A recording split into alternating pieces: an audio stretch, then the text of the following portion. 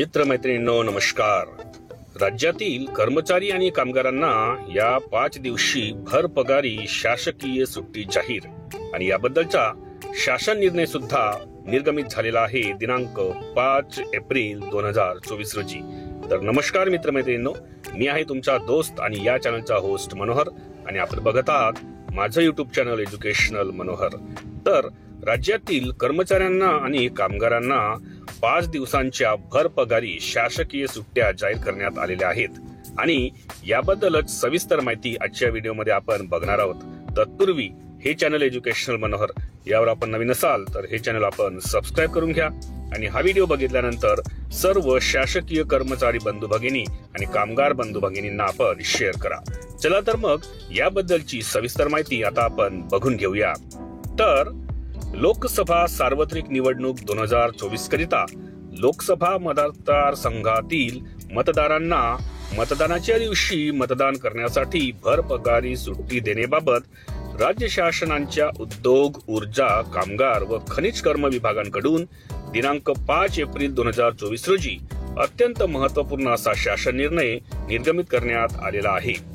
राज्यातील 18 वर्षांवरील नोंदणी झालेल्या सर्व नागरिकांनी प्रत्येक निवडणुकीमध्ये मतदान करणे अपेक्षित आहे। तसेच सदरची बाब लक्षात घेता लोकप्रतिनिधित्व कायदा 1951च्या परिच्छेद 135 नुसार मतदानाच्या दिवशी सर्वसाधारणपणे मतदारांना त्यांच्या मतदानाचा हक्क बजावता यावा याकरिता भर पगारी सुट्टी देण्यात येते अथवा काही ठिकाणी कामाच्या तासात योग्य ती सवलत देण्यात येते। मात्र मागील काही निवडणुकांमध्ये असे दिसून आलेले आहे की काही संस्था तसेच आस्थापना त्यांच्या कामगारांना भर पगारी सुट्टी अथवा सवलत देत नाहीत। यामुळे मतदारांना त्यांच्या मतदानाचा हक्क बजावण्यापासून वंचित राहावे लागते, जे आपल्या लोकशाहीसाठी अत्यंत घातक बाब असल्याचे नमूद करण्यात आलेले आहेत। त्यामुळेच भारत निवडणूक आयोगाच्या दिनांक 16 मार्च 2024 रोजी प्रसिद्ध झालेल्या परिपत्रकानुसार किंवा प्रसिद्ध पत्रकानुसार लोकसभा सार्वत्रिक निवडणूक 2024 चा कार्यक्रम जाहीर करण्यात आलेला आहे। सदर निवडणुकीचे मतदान दिनांक 19 एप्रिल 2024, दिनांक 26 एप्रिल 2024, दिनांक 7 मे 2024, दिनांक 13 मे 2024 आणि दिनांक 20 मे 2024 अशा 5 टप्प्यात होणार आहेत।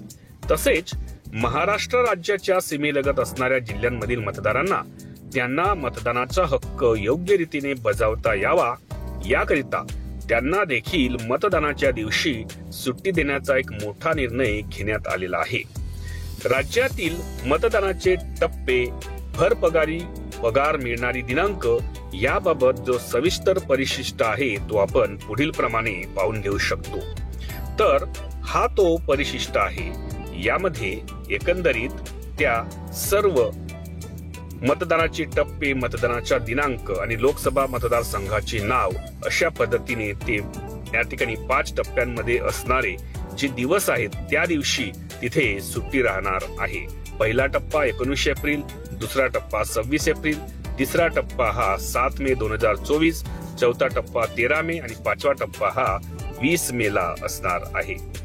यामध्ये सीमालगतच्या मतदारांना त्यांच्या राज्यात मतदान करण्यासाठी देण्यात येणारी भर पगारी सुट्टीबाबत परिशिष्ट 2 हा सुद्धा आपण पुढील प्रमाणे पाहून घेऊ शकतो। तर हा तो परिशिष्ट आहे। गुजरात, मध्य प्रदेश, छत्तीसगड, तेलंगणा, कर्नाटक, गोवा, तर यामध्ये सुद्धा वेगवेगळ्या दिनांक त्यामध्ये देण्यात आलेल्या आहेत। एकंदरीत राज्यात तसेच राज्याच्या सीमेलगतच्या भागातील होणाऱ्या मतदान क्षेत्रात मतदार असणाऱ्या कामगार, अधिकारी, कर्मचारी यांना कामानिमित्त निवडणूक होणाऱ्या क्षेत्राबाहेर कार्यरत असलेले तरीही त्यांना निवडणुकीच्या दिवशी मतदानाचा हक्क बजावण्यासाठी भर पगारी सुट्टी देण्यात येईल।